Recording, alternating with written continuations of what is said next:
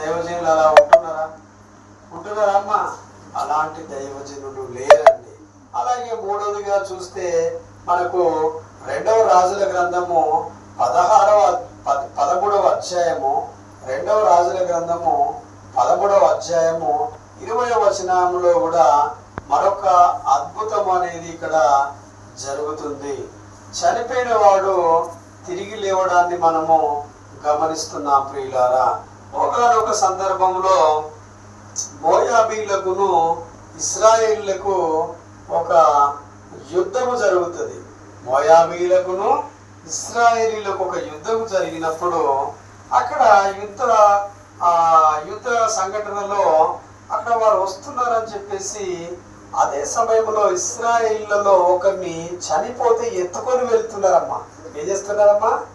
చనిపోతే ఎత్తుకొని వెళ్తున్నారు. వెళ్ళే కాలక్రమంలో ఏం జరిగిందంటే చదవమ్మా. మళ్ళా తీయలేదురా నాయన. తరువాత ఎలీషా మృతి పొందగా వారు అతన్ని సమాధిలో ఉంచిరి.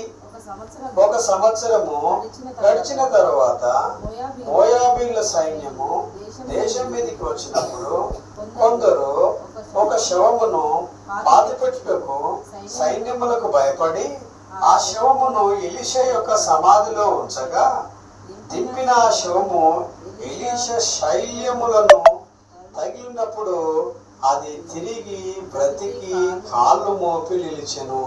ఈ వాక్యం ఏమన్నా మీకు అర్థమైందా? అర్థం కాలేదా?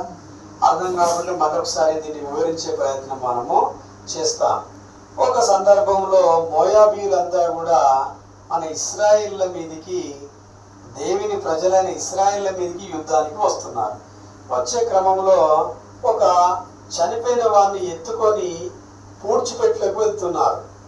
వెళ్ళినప్పుడు అక్కడ ఎప్పుడో ఒకప్పుడు ఎలీషా చనిపోయాడు. ఎలీషా చనిపోయిన సమాధి చేయబడ్డాడు. 1 సంవత్సరం తర్వాత ఆడికి మోయాబీలు వస్తున్నారన్న సంగతి వినగానే ఈ శవమును ఏం చేస్తున్నారు ఇశ్రాయేలు? ఏ శవం ఏ దాంట్లో పెడితేందని చెప్పేసి వెంటనే అక్కడ ఎలీషా యొక్క ఆ పునాది అది సమాధి ఉండేసరికి ఆ సమాధిలోనికి ఈ ఇశ్రాయేల్ ఒకడిని అందులోకి దింపారు. దింపిన వెంటనే అక్కడ ఏం జరిగిందంటే ఆ యొక్క ఎలీషా యొక్క ఎముకలు అనేటివి ఈ యొక్క ఇశ్రాయేలీలకు తగలగానే వాడు వెంటనే ఏమయ్యాడమ్మా? దిగ్గున లేచి నిలబడ్డాడు.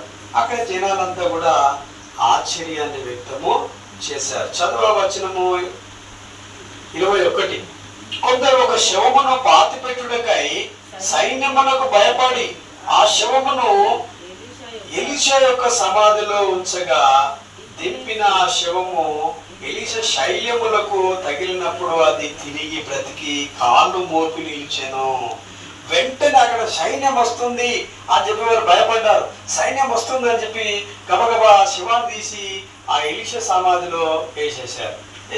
కానీ అక్కడేం జరిగింది? అక్కడ ఈ సైన్యం వస్తుందిరా బాబు అనే భయం ఒకటి ఉంటే ఈ శవాన్ని తీసి అక్కడ వేసేసరికి మళ్ళీ ఆ శివం ఏమైంది? గబక్కున లేచి నిలబడింది. మళ్ళీ ఇదొక భయం అయింది.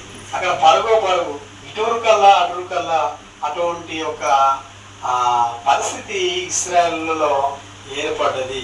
కనుక ప్రియమైన వారులారా, ఇది 3వది. 4వది కనుక చూసినట్లయితే మనకు ఒక సందర్భంలో నాయిను గ్రామంలో ఒక వితంతు కుమారుడు మరణిస్తాడు. ఏమమ్మా? నాయిను గ్రామంలో ఒక వితంతు కుమారుడు మరణిస్తాడని. ఆ మరణించినప్పుడు నాయిను గ్రామంలో అతన్ని కొంతమంది ఎత్తుకొని ఊరు వెలుపలికి వెళ్ళిపోయారు. వెళ్ళిపోయేసరికి అక్కడికి యేసుక్రీస్తు వచ్చాడమ్మా. యేసుక్రీస్తు ప్రభు వచ్చేసినప్పుడు ఏమైంది అంటే, అమ్మ నా కుమారుడు మరణించాడు అనేసరికి వెంటనే యేసుక్రీస్తు వెళ్ళి పాడెను తాకాడు. పాడెను తాకగానే ఆ చనిపోయిన వ్యక్తి ఏమయ్యాడు? వెంటనే లేచాడు. మళ్ళీ అక్కడ కూడా ఒక పరుగు చనిపోయిన వాడేంటి, వాళ్ళని గబుక్కలు లేవడం ఏంటి అని చెప్పి అక్కడ కూడా పరుగులు తీశారు. అలాగే ఇంకొక ఉదాహరణ ఒకసారి మనం చూసినట్లయితే యాయీరు కుమార్తె కూడా ప్రాణదానం చేస్తాడు యేసుక్రీస్తు ప్రభు. యాయీరు అనే సంఘ పెద్ద కుమార్తె చనిపోయినప్పుడు ఆ కుమార్తెకు, యాయీరు కుమార్తెకు కూడా ప్రాణదానం చేస్తాడు. వెంటనే వెళుతాడు, ఆ రూములకు వెళ్తాడు. వెళ్ళి యేసుక్రీస్తు ప్రభు, ఇందాక ఏలి అయితే ఎలాగైతే రూములకు వెళ్ళాడో, ఎలీషా అయితే ఎలాగైతే రూములకు వెళ్ళాడో, అలాగే యేసుక్రీస్తు ప్రభు కూడా యాయీరు ఇంట్లోకి వెళ్ళి వెంటనే ఆ బిడ్డను ముట్టుకొని తలా తాకుమి అనేసరికి ఆ వెంటనే లేస్తుంది. కనుక ప్రియమైన వారులారా, ఈ రోజున మనం గమనించినట్లయితే యెహెజ్కేలు గ్రంథము 37వ అధ్యాయము, యెహెజ్కేలు గ్రంథము 37వ అధ్యాయము 5వ వచనాన్ని ఒకసారి మనం చూద్దాము. యెహెజ్కేలు గ్రంథము 37వ అధ్యాయము 5వ వచనాన్ని ఒకసారి మనం చదివే ప్రయత్నము చేస్తాము. ఇక్కడ చూస్తే అక్కడ ఆ యెహెజ్కేలు దేవుడు చెప్పిన మేరకు, దేవుడు పంపించిన మేరకు యెహెజ్కేలు అనే ప్రవక్త ఆయన వెళుతున్నప్పుడు ఒక గుహ కనబడుతుంది. ఒక గుహ కనబడుతుంది. ఆ గుహ కనబడ్డప్పుడు అక్కడ కొంతమంది, వందల మంది చనిపోయి అస్థి పంజరములా ఉన్నారట. అక్కడ చాలా మంది చనిపోయి చర్మం అంతా కుళ్ళిపోయి ఒక ఎముకలు మాత్రమే ఉన్నాయి. ఆ ఎముకలు ఉండే సమయంలో ఏం జరిగిందంటే, ఆడ చూద్దాం ఒకసారి. ఆ ఎముకలు అన్నీ కూడా ఏమైతాయంటే, దేవుడు చెప్తాడు, నువ్వు ఎముకలను పట్టుకో, ఎముకలను లేయనగానే లేస్తాయి అని చెప్పి అక్కడ కూడా ఒక మంచి గొప్ప ఎముకలకు జీవం పోసిన దేవుడు ఉన్నాడు. చూడండి ఒకసారి చదువు 5వ వచనము. ఈ ఎముకలకు ప్రభువైన యెహోవా సెలవిచ్చినదేమనగా, మీరు బ్రతుకున్నట్లు నేను మీలోనికి జీవాత్మను రప్పించుచున్నాను. చర్మము కప్పి మీ నరములన్నిటినీ, మీ మీద మాంసమును పొదిగి చర్మము మీ మీద కప్పదను. మీలో జీవాత్మ ఉంచగా మీరు బ్రతుకుదురు. అప్పుడు నేను యెహోవానైందునని మీరు తెలుసుకొందురు. అక్కడ చాలా మంది ఇశ్రాయేలు ప్రజలంతా కూడా దేవుని నమ్మలేని పరిస్థితిలో ఉన్నారు. దేవుని నమ్మలేని పరిస్థితిలో ఉన్నారు. కనుకనే అక్కడ యెహెజ్కేలు చూస్తుండగానే ఆ ఎముకలతో మాట్లాడము, ఎముకలతో ఆజ్ఞయము అనేసరికి వెంటనే ఎముకలకు అన్నిటికి ఏమొచ్చిందమ్మా? చర్మం వచ్చింది. ఏమొచ్చింది? ఊపిరి వచ్చింది, జీవం వచ్చింది, అన్ని వచ్చాయి. వెంటనే ఎముకలు లేచి నిలబడి అక్కడ యెహోవాకు, అక్కడ ఇశ్రాయేలు ప్రజలకు కనబడినట్టుగా మనము చూస్తున్నాము. చూడండి ప్రియమైన వారులారా, ఈ రోజున మనము చూసినట్లయితే ఆ చదువుదాము ఒకసారి. కీర్తనల గ్రంథము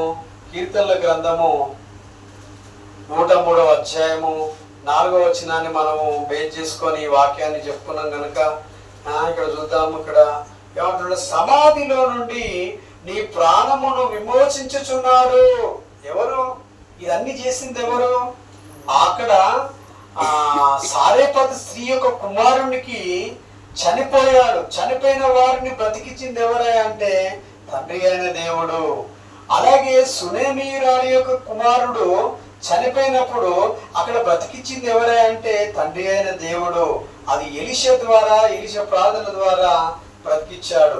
ఒక ఇశ్రాయేలుని మోసుకొని పోవచ్చుండగా అక్కడ ఎలీషా యొక్క సమాధిలో ఒక ఇశ్రాయేలు దింపగానే అక్కడ ఎలీషా యొక్క శల్యములు తగలగానే, ఎముకలు తగలగానే వెంటనే దిగ్గున లేచాడు.